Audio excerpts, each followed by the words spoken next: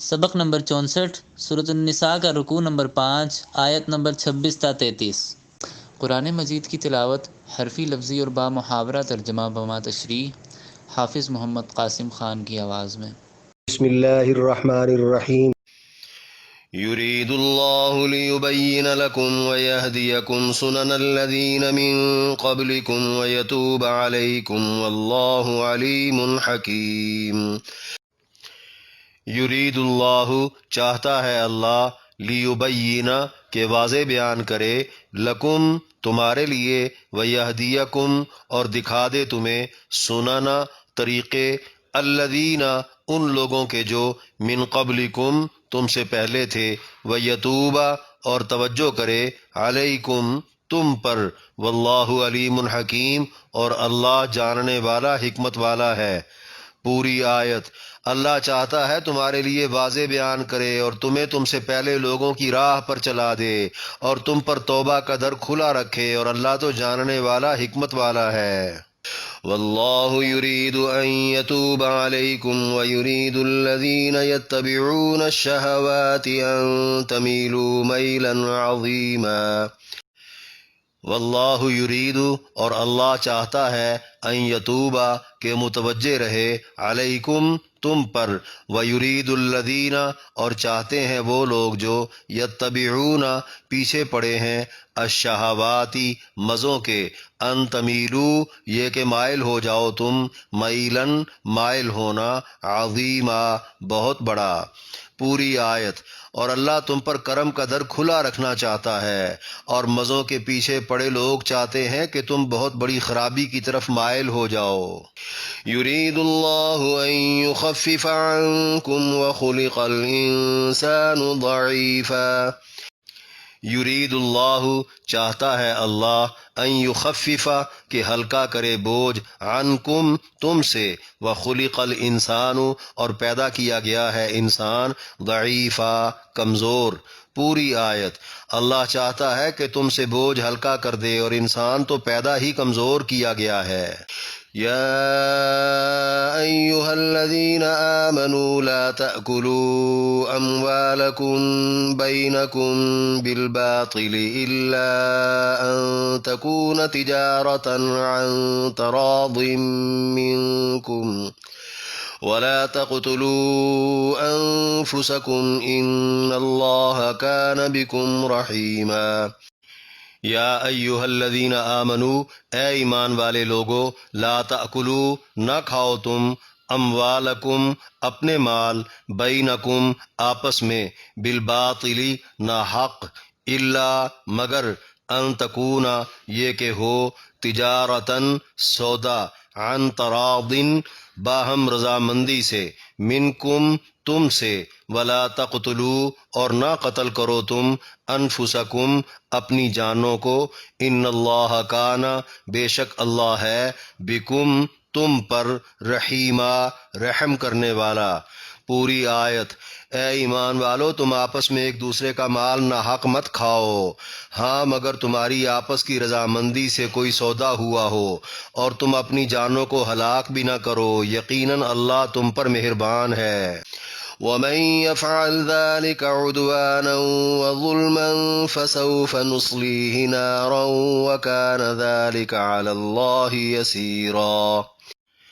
ومن اور جو، یفعل کرے گا، ذالکا یہ، عدواناً زیادتی کرنا، وظلماً اور ظلم کرنا، فسوفا تو جلد، نصلیہ ہم ڈالیں گے اسے، نارن آگ میں، وکان ذالکا اور یہ کام ہے، علی اللہ اللہ پر، یسیرا آسان۔ پوری آیت۔ اور جو یہ زیادتی اور ظلم کرے گا ہم اسے بہت جلد آگ میں ڈالیں گے، اور یہ کام اللہ پر تو بہت ہی آسان ہے۔ ان تجتنبوا کبائر ما تنہون عنہ نکفر عنکم سیئاتکم وندخلکم مدخلا کریما۔ ان تجتنبو اگر تم بچتے رہے کبائرہ بڑے گناہوں سے ما وہ جو تنہونا روکے گئے ہو تم عنہ اس سے نکفر ہم مٹا دیں گے عنکم تم سے سیئاتکم چھوٹے گناہ تمہارے وندخلکم اور ہم داخل کریں گے تمہیں مدخلن جگہ کریمن عزت والی۔ پوری آیت۔ اگر تم ان بڑے گناہوں سے بچتے رہے جن سے تم روکے گئے ہو تو ہم تمہارے چھوٹے گناہ معاف کر دیں گے اور تمہیں عزت والی جگہ داخل کریں گے۔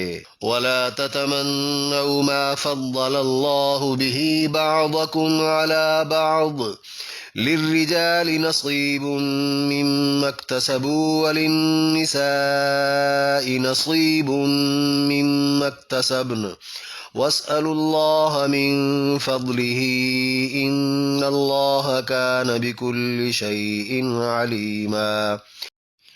وَلَا تَتَمَنَّوْا اور تم آرزو مت کرو ما اس کی جو فضل اللہ برتری دی اللہ نے بھی اس کے ساتھ بعضکم تمہارے بعض کو علی بعض بعض پر للرجالی مردوں کے لیے ہے نصیب حصہ مما اس سے جو اکتسبو کمایا انہوں نے وللنساء اور عورتوں کے لیے ہے نصیب حصہ مما اس میں سے جو اکتسبنا کمایا انہوں نے واسألوا اللہ اور سوال کرو اللہ سے من فضلہ اس کے فضل کا ان اللہ کان بے شک اللہ ہے بکل شیء ہر چیز کو علیما جاننے والا۔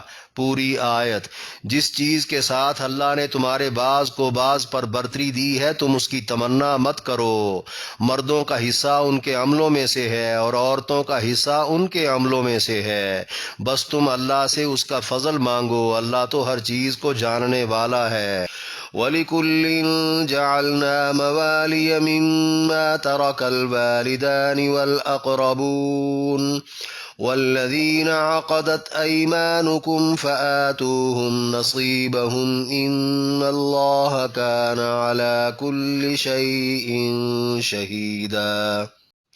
وَلِكُلٍّ اور ہر ایک کے لیے جعلنا بنا دیے ہم نے موالیہ وارث مما اس میں سے جو ترک الوالدانی چھوڑا والدین نے والاقربون اور رشتہ داروں نے والذین اور ان لوگوں کو جو عقدت بند گئے ایمانکم تمہاری قسموں میں فآتوہم تو دے دو ان کو نصیبہم ان کا حصہ ان اللہ کان بے شک اللہ ہے علی کل شیء ہر چیز پر شہیدہ گواہ۔ پوری آیت۔ اور ہم نے ہر ایک کے لیے اس مال سے وارث مقرر کر دیے ہیں جو والدین اور رشتہ داروں نے چھوڑا ہو، اور جو لوگ تمہارے حلف میں آ گئے ان کو بھی ان کے حصے دے دو، بے شک اللہ تو ہر چیز پر ہی گواہ ہے۔ اس رکوع میں 9 آیات کی تشریح۔ آیت نمبر 26 یرید اللہ سے واللہ علیم حکیم تک فرمایا اللہ چاہتا ہے تمہارے لیے واضح بیان کرے اور تمہیں تم سے پہلے لوگوں کی راہ پر چلا دے اور تم پر توبہ کا در کھلا رکھے، اور اللہ تو جاننے والا حکمت والا ہے۔ یعنی کس عورت سے نکاح حلال اور کس سے حرام ہے۔ سابقہ انبیاء اور ان کے پیروکار بھی اسی طریقے پر تھے، اب مسلمانوں کو بھی ان طریقوں کے عین مطابق احکامات کی پابندی کرنا ہوگی جو اللہ نے سابقہ رکوع میں کھول کر بتا دیے۔ سورۃ الفاتحہ میں دعا تھی کہ اے اللہ ہمیں ان لوگوں کی راہ دکھا جن پر تیرا انعام ہوا، وہ یہی راہ ہے کہ اللہ کے حلال کو حلال اور حرام کو حرام یقین کر لیا جائے۔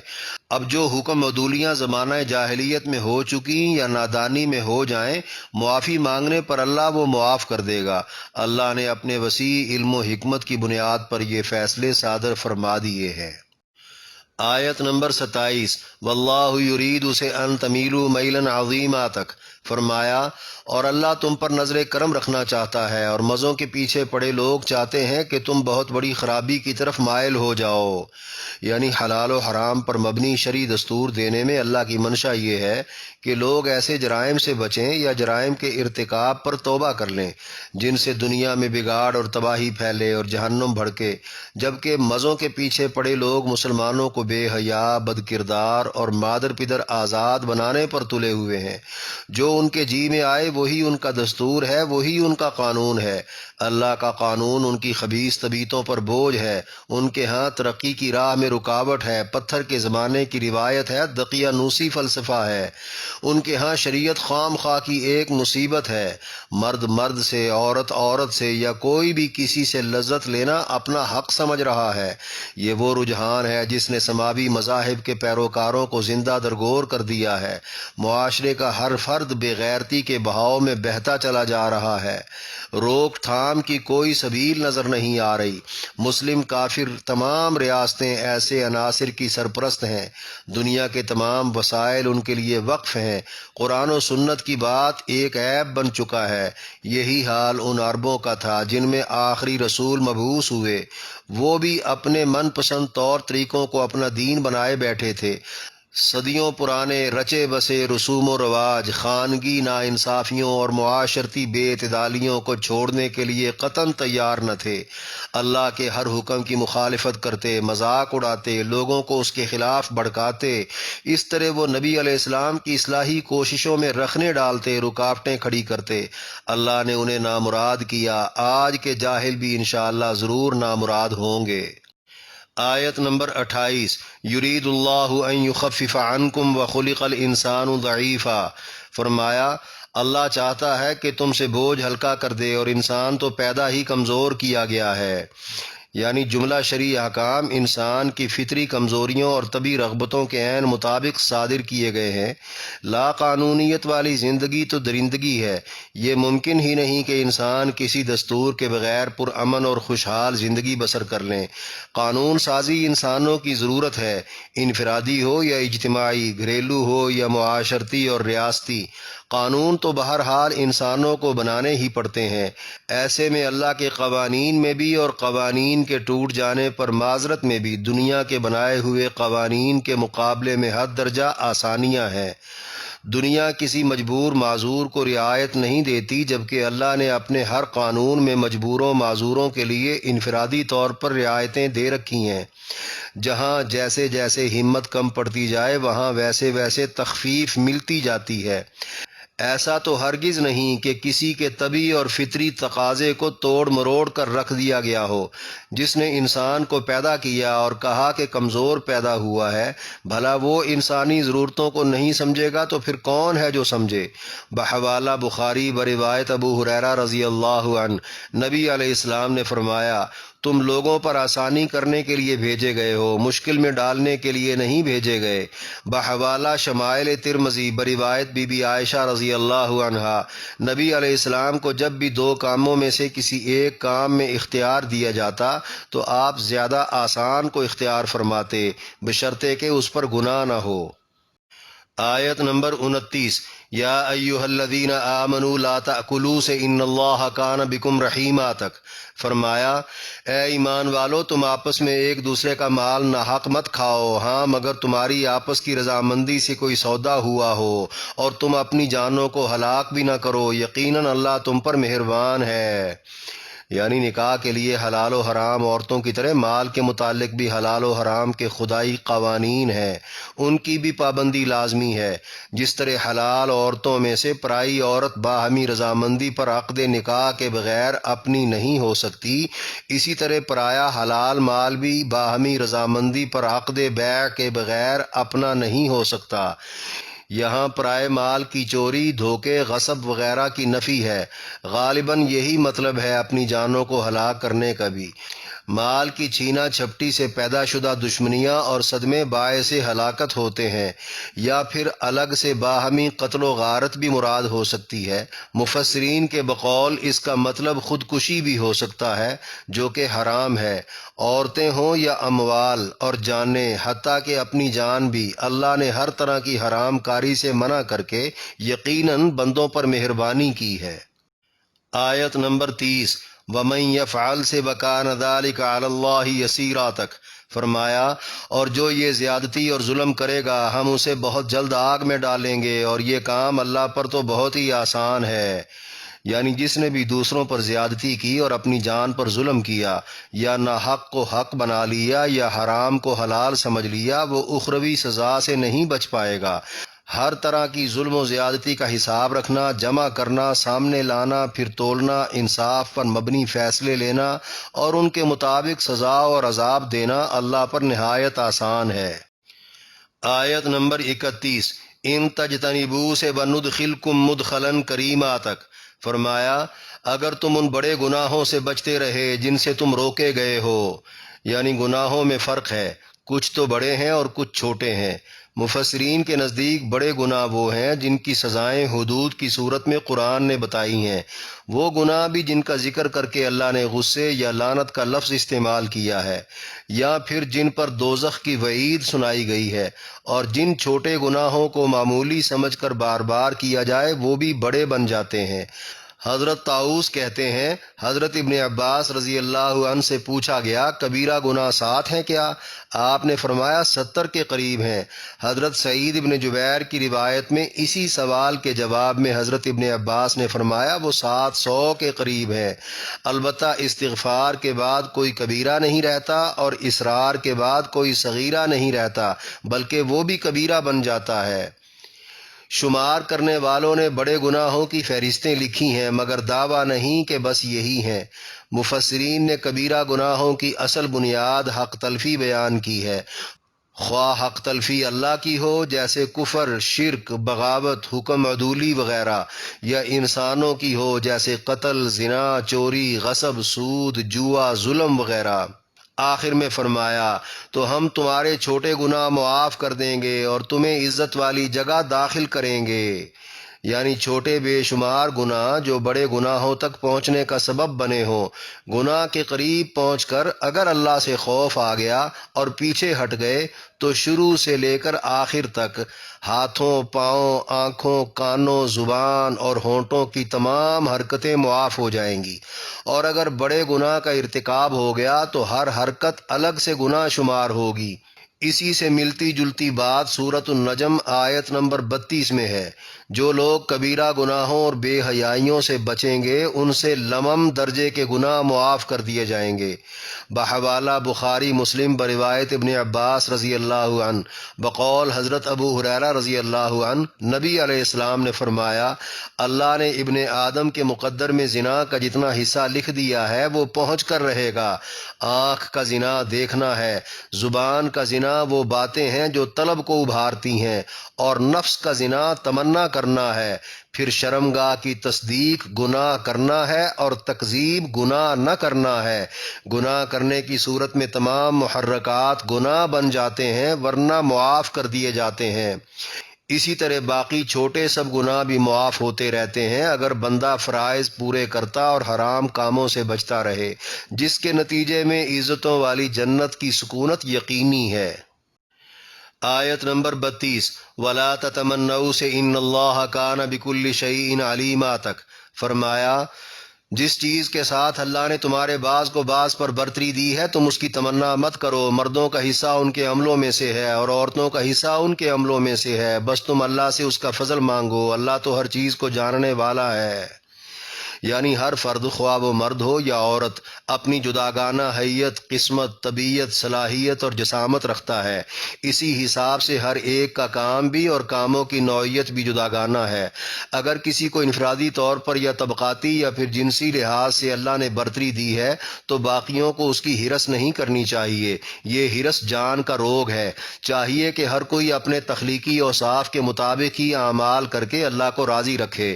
ٹھگنے کا لمبا ہونے کی کی حرص کرنا، سیاہ فام کا سفید فام ہونے کی حرص کرنا، عورتوں کا مرد بننے کی حرص کرنا فضول ہے۔ اوصاف و خصائل میں کوئی کسی کے شانہ بشانہ ہو بھی نہیں سکتا۔ روایات کے مطابق حضرت ام سلمہ رضی اللہ عنہا نے عرض کیا، یا رسول اللہ، مرد جہاد کرتے ہیں، عورتیں جہاد نہیں کرتیں، عورتوں کے لیے میراث میں مردوں سے آدھا ہے۔ اکرمہ رضی اللہ عنہ کہتے ہیں، عورتوں نے حرص کی کہ ہم بھی جہاد کرتیں تو مردوں کے برابر اجر پاتیں۔ قتادہ رضی اللہ عنہ نے کہا، بارگاہ رسالت میں مردوں نے بھی التجا کر دی، جس طرح ہمیں میراث عورتوں سے دگنا ملتی ہے، اسی طرح زیادہ مشقت کے سبب اعمال کا ثواب بھی ہمیں عورتوں سے دگنا ملنا چاہیے۔ اس پر یہ آیت کریمہ نازل ہو گئی کہ یہ حرص فطرت اور خاصیت کے خلاف ہے۔ رہی اجر کی بات تو وہ اعمال کے بدلے میں ہر ایک کے حصے کا پورا ہی ملے گا۔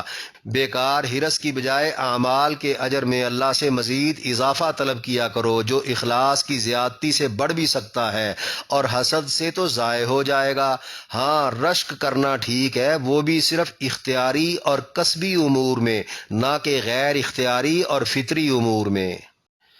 آیت نمبر 33، وَلِكُلٍّ جَعَلْنَا سے إِنَّ اللَّهَ كَانَ عَلَى كُلِّ شَيْءٍ شَهِيدًا تک فرمایا، اور ہم نے ہر ایک کے لیے اس مال سے وارث مقرر کر دیے ہیں جو والدین اور رشتہ داروں نے چھوڑا ہو، یعنی والدین یا رشتہ داروں کی زندگی میں ان کا مال حرام طریقوں سے کھانے کی بجائے صبر اور انتظار سے ہر وارث اپنا حصہ حلال کر سکتا ہے، کیونکہ اللہ نے ہر ایک کا حصہ مقرر کر دیا ہے۔ آیت میں صرفی نحوی اصولوں کے فرق سے والدین اور رشتہ دار مرنے والے بھی ہو سکتے ہیں اور مرنے والے کے وارث بھی ہو سکتے ہیں۔ آخر میں فرمایا، اور جو لوگ تمہارے حلف میں آ گئے ان کو بھی ان کے حصے دے دو، بے شک اللہ تو ہر چیز پر ہی گواہ ہے۔ یعنی مرنے والے کے مال میں سے ان کا حصہ بھی دینا ہوگا، جو نسبی یا نسبتی یا پھر عصبی وارث تو نہ ہو، مگر آپس میں ایک دوسرے کے وارث بننے کا حلف اٹھا چکے ہوں۔ مفسرین نے اس کی 3 صورتیں بتائی ہیں۔ پہلی یہ کہ زمانہ جاہلیت میں کوئی سے 2 لوگ یا 2 گروہ حلف اٹھا لیتے تھے کہ ہماری دوستی، دشمنی، تاوان، دیت، ضمانت، وراثت مشترکہ ہوگی، ہر کوئی فائدے اور نقصان کا حصے دار ہوگا۔ اس صورت میں اللہ نے وارثوں کے مقرر کردہ حصوں پر مشتمل آیات نازل کر کے وراثت میں سے حصہ دینے کی شک تو ختم فرما دی، مگر جیتے جی باقی شکوں میں اس حلف کی پاسداری کو مزید پختہ کر دیا کہ حلفیہ ذمہ داریاں نبھائی جائیں۔ ہاں، البتہ اگر کوئی اپنے حلیف کے لیے وصیت کر جائے تو وہ 1/3 تک پوری کی جائے گی۔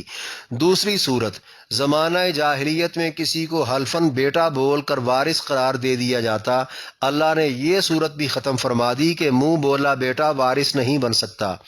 تیسری صورت، کوئی کافر اپنا خاندان چھوڑ کر مسلمان ہو جاتا تو اس کا کسی مسلمان کے ساتھ بھائی چارہ کروا دیا جاتا، جس طرح نبی علیہ السلام نے اپنے انصار و مہاجرین صحابہ کے درمیان شروع اسلام میں مواخات کروا دی تھی۔